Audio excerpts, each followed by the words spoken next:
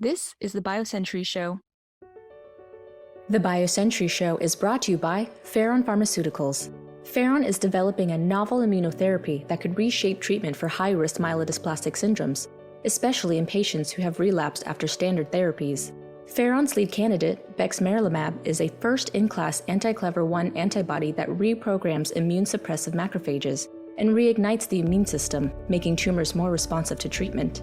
Phase 2 data from the BEXMAB study shows that bexmarilimab can overcome treatment resistance to standard of care acidity in relapsed refractory high-risk myelodysplastic syndromes. This approach could unlock new possibilities for patients and doctors alike. Welcome to the BioCentury Show. I'm Stephen Hansen, Director of Biopharma Intelligence at BioCentury, and today I'm delighted to be joined by Adam Steensberg, President and CEO of Danish biotech Zealand Pharma. Prior to taking on the CEO role, Adam had been Zealand's CMO and head of R&D, where he led the company's R&D strategy. Before that, he was at crosstown rival Novo Nordisk and had worked as a clinician at the University of Copenhagen, where he earned his MD degree. Adam also has an MBA from IMD in Switzerland. His company, Zealand Pharma, which is based just outside of Copenhagen, is a leading biotech in the cardiometabolic space with 3 clinical programs, including the dual glucagon GLP-1 agonist survodutide, which is partnered with Boehringer Ingelheim and in phase 3 testing for MASH, as well as one of the most advanced Amylin programs in petrelintide, which earlier this year was the focus of biotech's largest ever upfront licensing agreement, in which Roche will pay $1.65 billion to develop and co-commercialize the molecule. Adam, welcome to the BioCentury Show. Thank you. I'm pleased to be here. Wonderful to have you. So, while I know it's not your most advanced program, given the interest that there is in obesity and amylin specifically, coupled with the big splash that your team made earlier this year with the Roche deal, I think the only place that we can start is with petrelintide. So, I would argue that amylin is now one of, if not the hottest target in the obesity space. Can you go into some detail as to what makes it so attractive relative to GLP-1 based therapies that most people are familiar with? Yeah, so I think we are extremely excited about the potential of petrelintide and also more broadly amylin as a class to actually offer the first true alternative to the GLP-1 based therapies for weight loss. And I think it's extremely important to recognize and realize that even though GLP-1s are very effective molecules in helping people lose weight, a lot of patients, they struggle to stay on these therapies due to side effects, GI side effects, and also just the way they work, where they make people lose their appetite, which can be an annoying thing, especially once you have achieved your weight loss and you get into weight maintenance. And we think with amylin, and in particular with petrelintide, with what we have seen thus far, we can actually deliver the weight loss that the majority of obese individuals are looking for in a more pleasant way. And thereby we can also help more patients not only lose their weight, but also maintain that weight loss, which is absolutely critical if we are to achieve the long-term health outcomes and health benefits that we are all aiming for with these medicines. Yeah, so you mentioned sort of the possible areas that amylin could be used. Can you paint me a picture of what a sort of commercially successful product profile looks like for an amylin monotherapy, and kind of where you think it might best fit in that treatment paradigm? So we think there are actually multiple ways an amylin can be used. We think that by far the biggest opportunity is to develop a true alternative to the GLP-1s, and that would be a molecule that could deliver on average between 15 to 20% weight loss, because that is the weight loss that most patients are looking for. If you ask them, most patients obese patients would say they would be going for a 10 to 20% weight loss. And if your average is between 15 and 20, you will actually meet the need of most patients. So that would be a true alternative for the patients who are otherwise only have GLP-1 as an offering. The other opportunity, of course, is to combine an amylin together with a GLP-1, and that would be a potential great product for patients who are looking for the highest degree of weight loss. So those could be patients who would otherwise be candidates for bariatric surgery. So aiming for that 30% weight loss or 25 to 30% weight loss, that's where we see a combination of a GLP-1 and amylin could be interesting. And then there are other segments, such as obese individuals living with type 2 diabetes, where we actually know that the GLP-1s are very effective in helping people control their glucose, but significantly less effective when it comes to weight loss in patients with type 2 diabetes.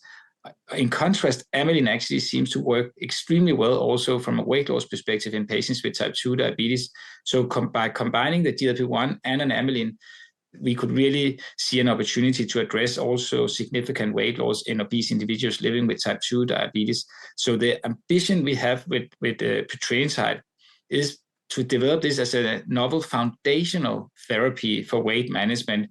If it has this profile of having significantly less side effects, and also we believe a more pleasant experience in how it helps people take in less calories, we think it should be the first choice treatment, and then you can start to combine it with the GLP-1s if you need more. You mentioned that pleasant experience. Can we expand a little more on that? Because I think that was quite an interesting thing that had come out that I guess I hadn't fully appreciated when I was first thinking about these different mechanisms. Can you talk a little bit more about that sort of that hedonistic experience or lack thereof with that you can get with some of the incretin therapies? There's no question. The most effective way to lose weight is by taking in less calories. And that, you can say, is something that both the GLP-1s and the amylins are helping people with. The way the GLP-1s mostly work is by decreasing people's appetite. So you basically turn up at the buffet and you're not hungry. Some people will even feel, could you please get me out of this room with food, because I really don't feel well when I have all this food in front of me. Amylin, in contrast, works on satiety. So that is by helping people feel full faster. So you will actually turn up at the meal, you will engage, you'll be happy, but you will eat a smaller portion. And that we believe will be a more pleasant way to reduce your food intake and your calorie intake than always turning up, not being hungry. And it does so by actually activating the leptin pathway. So leptin is a hormone that is released from fat tissue and signals to the brain to inform people to stop eating once they have taken in enough calories. But many obese individuals are resistant to that signal, and amylin have been shown to make people sensitive to leptin again. So we think it's a more natural way for the body to actually reduce food intake and calorie intake than how the GLP-1s are working. Yeah, no, I agree. That was one of the first things that struck me, I guess, was the idea that you might be disgusted by your favorite food was not the most appealing idea. So I can understand how the idea of just having smaller portions is really more attractive. And I think it's really a critical measure here, because what we are probably looking at right now also with the GLP-1s is we have seen a lot of obese individuals who have tried a GLP-1, and these molecules has also helped people lose weight. But once they have achieved their weight loss and you get over the initial excitement of losing weight, then some of these side effects and the whole way a GLP-1 works may actually cause a lot of patients to say, well, it's too difficult for me to stay on these therapies. And that's where we think we need to start to think about treatment of obesity as a chronic disease and not just a weight loss Olympics. It's about how do you actually help patients lose weight, but more importantly, maintain that weight. And that requires more pleasant therapies. So you'd mentioned earlier about, this potentially being foundational. And so I wanted to focus on that. I mean, are you suggesting that amylin agonists could potentially supplant GLP-1s in terms of being a backbone for standard of care therapy in obesity? That is definitely our ambition with petrelintide. We also do recognize at launch, of course, the GLP-1s will have had so much clinical experience and so many clinical data that if you can tolerate a GLP-1, you should, of course, start on a GLP-1 before you get exposed to second generation molecules. So over time, once we have established data to also demonstrate the long-term health outcomes with amylins, and here we are very confident in what we have seen thus far, that amylin is also reducing all the risk factors for cardiovascular disease. Once we have established those clinical measures as well, we think it is realistic to consider amylin to be the first-line therapy, because as we discussed before, it is actually not just about helping people lose weight. It's much more important to help people maintain that weight loss. And if people cannot stay on the GLP-1s, it's a huge problem, because then we will see the majority of patients actually regaining the weight.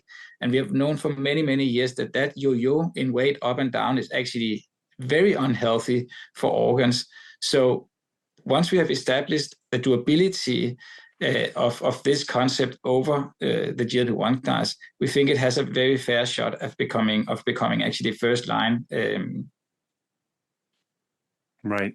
So one of the benefits that we have seen with the GLP-1 therapies is obviously not just the weight loss itself, but the impact it has on other comorbidities that are often come with obesity. Do amylin agonists carry that same potential to address comorbidity indications as well?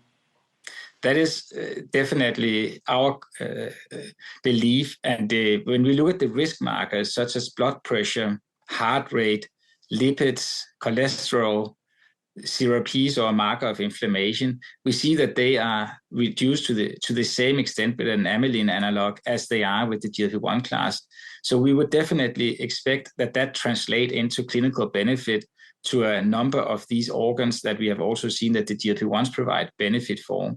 And it is very significant and to the core of why Zealand is actually developing medicines for obesity. That is, of course, to address the comorbidities associated with obesity, because this obesity pandemic, where we will soon have around 50% of the population being overweight and obese, is driving so many comorbidities. Up to 220 diseases can be ascribed associated with the obesity pandemic, and we simply have to do something about that. And that is our true belief, that we can also ultimately prove that with the amylins, but we need, of course, the clinical data, and that we'll be focusing on generating in the coming years. So when you say about sort of the generating that clinical data, one of the other potential benefits, at least we've seen early evidence for amylin agonists, is on lean mass preservation, or some people call muscle sparing sort of attribute.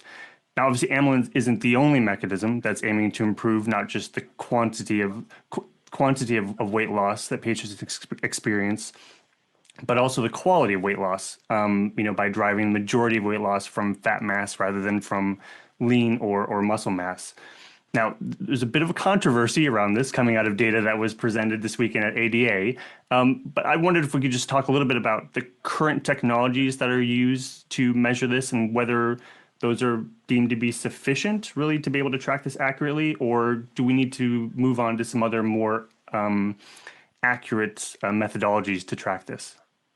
Yeah, so there's no question. Of course, if you are aiming for a weight loss, you would prefer it to be mostly fat and less muscle. But it's also a fact that most weight loss regimes are associated with some degree of muscle loss because you carry less weight. So unless you start to significantly exercise more, it's a natural thing that you will lose a little bit of muscle. Then we have seen, perhaps with some of the more aggressive approaches with the GLP-1s, we have seen reports that maybe we'll see extensive muscle wasting with the most, if you go for the fastest weight loss on the GLP-1. So of course, there's a higher degree of interest in looking in for modalities that could reduce the muscle wasting and more have a preferential fat loss when you lose weight. And you're right, in preclinical studies in different species, these are very robust findings for the amylin class, that the amylins actually preserve muscles to a larger extent than the GLP-1s. We still need to see evidence in humans, and we did see an early, very small data set here coming out of American Diabetes Association, which didn't really capture any differences. What Zealand is doing in our large phase 2B study is applying a quite different technology, MRI, which has a more sensitive method to actually look into lean body mass and also fat distributed into different regions and so on. So I would put it this way, that it's still an unanswered question in my mind in humans, but we need further data, and it probably have to be using more precise mechanisms to address this. Ultimately, if we talk about muscle preservation, of course, it also have to be functional muscle. And remember, a lot of these imaging modalities actually measure fluid or water content in different tissues. So to have the ultimate proof, we need a functional measure to also show that there's actually some benefit of that muscle, or perhaps even a metabolic chamber where you can demonstrate that there could be a higher resting energy expenditure. I think ultimately that is probably the biggest contributor. If you could maintain a little bit more muscle and thereby also maintain your resting energy metabolism a little bit higher, that can really help in the weight maintenance phase, because you can take in a little bit more calories and still maintain your weight. So it's early days here. We need to apply different methodologies to assess not only the mass but also the function of the muscles, and then ultimately I think the biggest benefit will be in the weight maintenance setting if we achieve muscle preservation. Wonderful. Well, great. Well, thank you, Adam. We'll take a short break here and we will be right back. The BioCentury Show is brought to you by BioCentury Grand Rounds Europe. Grand Rounds, BioCentury's R&D conference, will make its European debut in 2025. Join us to debate key translational bottlenecks and unlock scientific breakthroughs with commercial potential.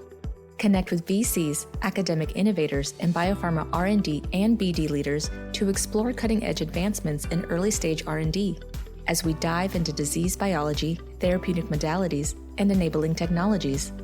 Join us for the inaugural BioCentury Grand Rounds Europe in Cambridge, UK, the September 17th to 19th. Register and learn more at biocenturygrandroundseurope.com. Welcome back to the BioCentury Show. We are in conversation with Adam Steensberg, President and CEO of Zealand Pharma. Now, Adam, in early March, Zealand announced a licensing deal with Roche for petrelintide that included a cash payment of $1.65 billion, with $1.4 billion of that upfront. It also included $1.2 billion in development milestones, $2.4 billion in sales milestones. But in my mind, the big kicker was the co-commercialization rights that came with the deal, which will see you and Roche equally sharing profits and losses in the US and Europe for both monotherapy sales as well as combinations with other Roche obesity programs. It's the biggest upfront in BioCentury's BCIQ deals database, which dates back to 2009. So can you take us behind the curtain a little bit on the BD process here? How many interested parties were there? What were the priorities that you had for a potential partner, and how did you arrive at the valuation? We're extremely pleased with this deal, and of course, having Roche as a partner, it's really the ideal setup for us, and also the ideal partner. So we got the significant data, 16-week data in June last year, and after that decided to start a structured process to reach out to most of the large pharma companies to understand really what their ambition were in this space, because we do see obesity as the biggest unmet medical need of our times and one of the biggest healthcare challenges. And we would expect more large pharma companies to be in this space outside just Lilly and Novo. And so we reached out, and there were, of course, a number of companies who were interested to have conversations. And I would say what really drew up the competitiveness of this process was that it's easy for most large pharma companies to understand that it's actually more relevant to try and lead in a novel category than trying to tap into a very established category, as we are seeing with the GLP-1s. So I think it was very appealing to a lot of these pharma companies who don't really have a strong presence in obesity yet to actually lead with what could become and what looks to be the best-in-class amylin that we have out there. So it was a very competitive process. For us, it was extremely important to find a partner who have actually a true ambition of leading in this space, because it does require a lot of investments. It's not just about a deal announcement and an upfront. It's investments into organization and, very importantly, into manufacturing capacity. And that with Roche and with the interactions we had with Roche, that team, and with Thomas, they really convinced us that they are here in the long term. They really want to be a leader in this space. They recognize the need to treat obesity, and also with the manufacturing plans that they communicated to us during the diligence process. And now we have seen some of that, where they announced a huge plant in North Carolina, which will be fit for these products. We really felt that it was the right partner. Of course, it also helped that as you mentioned, that they decided to also provide us with 50% profit share on the combination products, of which they have this GLP-1 GIP, which we actually think is a very strong GLP-1 GIP molecule. So to have the profit share not only on amylin, but also the combination product adds a lot of value and strategic opportunity for Zealand and us together as we progress these programs. And then ultimately, cultural fit is important when you engage in a true co-development and co-commercialization partnership, because it's not just a licensing agreement. It's actually it's an agreement where we will work alongside each other for a number of years or for the product lifetime. So cultural fit was also very important for us. And all that ended up with us really tick boxing all the parameters that we were looking for. Wonderful.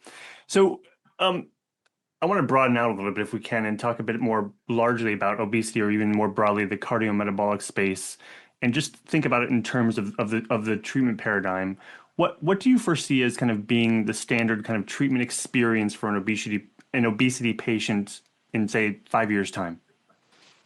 Yeah, so in 5 years, I think the GLP-1s will, of course, still be the major category because they've been around for such a long time. But we will hopefully have seen the launches of the first alternatives being the amylins. Of course, we also expect to see all GLP-1 entering the marketplace. We, as a company, are less excited about those opportunities on behalf of patients, because we actually think that the all GLP-1s will have at least, if not more, of these side effects that make people stop taking the GLP-1s. So we don't really think the all GLP-1s solve this issue of helping patients to stay on therapy for longer. They might be a nice alternative for those who are afraid of a needle, of which we actually believe there are very few. So what will excite me is the launch, of course, of novel therapies that can truly expand and provide new opportunities for that very large group of patients who do not want to be on a GLP-1. The other thing I foresee is that within the GLP-1 class, I do expect that you will see companies who have more differentiated GLP-1s will start to tap into specific subsegments of obesity. So either targeting obese individuals with fatty liver disease or obese individuals with another specific disease to kind of differentiate from the first generation GLP-1s. For instance, there's our product with Boehringer or survodutide, which has a glucagon as part of the mix. The GLP-1 glucagon could be a fantastic molecule for obese individuals with fatty liver disease if the data that they generate in phase 3 will continue to deliver what we have seen in phase 2. I'm glad you mentioned survodutide, which is, as you said, in phase 3 and is a very interesting molecule, and we're obviously looking forward to that data readout. But I wanted to circle back, if you don't mind, about one of your comments on the oral small molecule GLP-1s, just because obviously we're sort of on the cusp of the first one potentially going to be coming to market here in the near term, and I feel like there's a lot of debate between whether these will end up being positioned as a first-line therapy, or if it is something that you would have patients on an injectable and then move them to an oral as maintenance. But it sounds like you're falling more on that first line, but just for a subset of patients that don't like needles. Am I hearing you correctly, that you don't really see a role for an oral therapy there as a maintenance therapy? I just don't see a patient who are happy on an injectable GLP-1 wanting to try and go to an all GLP-1 based therapy, in particular not with what, of course, it's still early days, but thus far, it looks like there might be more side effects such as diarrhea and other side effects. So why change it if you're one of those few patients who actually are okay with being on the injection that you're on, and you have already been on it for let's say 6 months? Why would you change it? Because it's part of it's a once weekly injection. So I don't see that as a huge opportunity for the orals. Of course, if there will be a segment of patients who don't like to inject themselves once a week. But what we have seen thus far in this category, I think there's been very few barriers to injections, and you've even seen a lot of patients, probably 1/3 of patients in the US are going with vial and syringe, not even these very convenient auto-injectors. So I think we are looking into a different category where there's a much bigger acceptance for injections, and definitely for maintenance therapy. I think people would shy away from any GLP-1 that carried more side effects than whatever they were on before. Right. And now another thing that you sort of touched on about sort of this sort of subdividing sort of these patients, I think that's going to be a really interesting topic going forward in terms of you start to sort of categorize these patients into different settings. Is there a future of obesity treatment that's more personalized, or even, I mean, dare I say, I mean, are we going to start seeing any precision medicine start to play in obesity in the future, do you think? I actually think there will be a lot of personalized medicine, but here I actually more think about people's lifestyles. How does this treatment fit into the life that a patient wants to live? And precision medicine, I do expect will be very far out when it comes to obesity, but personalized medicine, making sure you develop medicines that can help people not only lose weight, but also fit into the life they want to have once they have achieved their weight loss. And that's back to, even if you can tolerate a product that gives you, let's say, 25 or 30% weight loss, maybe that is not the life you want to live, because it will require you to really change your eating habits lifelong if you are to maintain such a weight loss. So maybe some patients would still prefer only a 10% weight loss, even if it came at zero side effects, the 30%. So we really have to think about making sure that we have treatment that fits the life of patients so they stay on therapy. It's actually a little bit interesting to think about. In the last 30 years, we have had plenty of programs that can help people lose weight. It just requires a lot of effort with counseling and so on. But it's also a fact the minute we give up on those things, people regain in weight. And so it's really about how we personalize it so we make sure these treatments help patients maintain their weight loss. I think that's going to be the goal for a very long time. And then talking about precision medicine, it is a very heterogeneous situation with obesity. There's going to be so many, both environmental, genetic, and other reasons. But I would say I think still pretty long out before we start to do a blood sample and then say you have to get on this treatment, because you cannot test in the blood how patients like to eat or have a glass of red wine once in a while. Very true. Very true. So obviously we spent a lot of time on petrelintide, which is obviously the one that gets the most interest from the investment community. But, you know, we've already mentioned survodutide as your most advanced program. But I did want to touch on one of the earlier stage programs, just partly because, you know, you saw some very intriguing data that was announced last week, phase 1 data for your dual GLP-1, GLP-2 agonist, dapiglutide. I'm going to preface this, you know, so our database shows that there are at least 123 GLP-1s that are in development globally. Nearly 80 of them are in the clinic, and I'm sure there's probably more that we might not be aware of. So why develop another GLP-1? What's the potential differentiation here for dapiglutide? I think it's a brilliant question, and it's one which everyone should ask themselves, because there's, of course, a limit to how many GLP-1s we need out there, especially because the patient experience are going to be quite similar. So our way of thinking about this is that if you want to develop a molecule that has GLP-1 within it, you really have to think about what does that added pharmacology provide. And with dapiglutide, our GLP-1, GLP-2, we are trying to target even more control of inflammation. So obese individuals, they have low-grade inflammation, and it's believed that a large part of, or some part of that, can be driven by inflammation from the gut. And we think a GLP-2 component can actually reduce that inflammation from the gut, and also GLP-2 in itself have some anti-inflammatory properties. So it's really about trying to give the patients the weight loss they can expect from a GLP-1, but then control inflammation to a larger extent, and thereby hopefully be even better at addressing some of the comorbidities to obesity, because the low-grade inflammation is believed to drive so much of disease associated with obesity. So for us, it's about controlling inflammation to a larger extent. We will likely target this molecule into some specific subsegments of obesity, just as we discussed before with Boehringer really having explored survodutide in MASH beyond weight loss. We will also look to focus in on certain comorbidities where we think inflammation plays an even larger role. But yeah. Okay.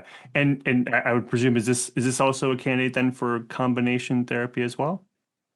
It could be, but of course, you can say with where we are right now, where we also have profit share on the CT388 asset from us, I would say our focus for dapiglutide will be developing that as a mono, if you will, even though it touched two receptors, therapy for a specific indication as initially, that you can always consider loose combination, but it will not be a fixed dose program initially for the focus at least.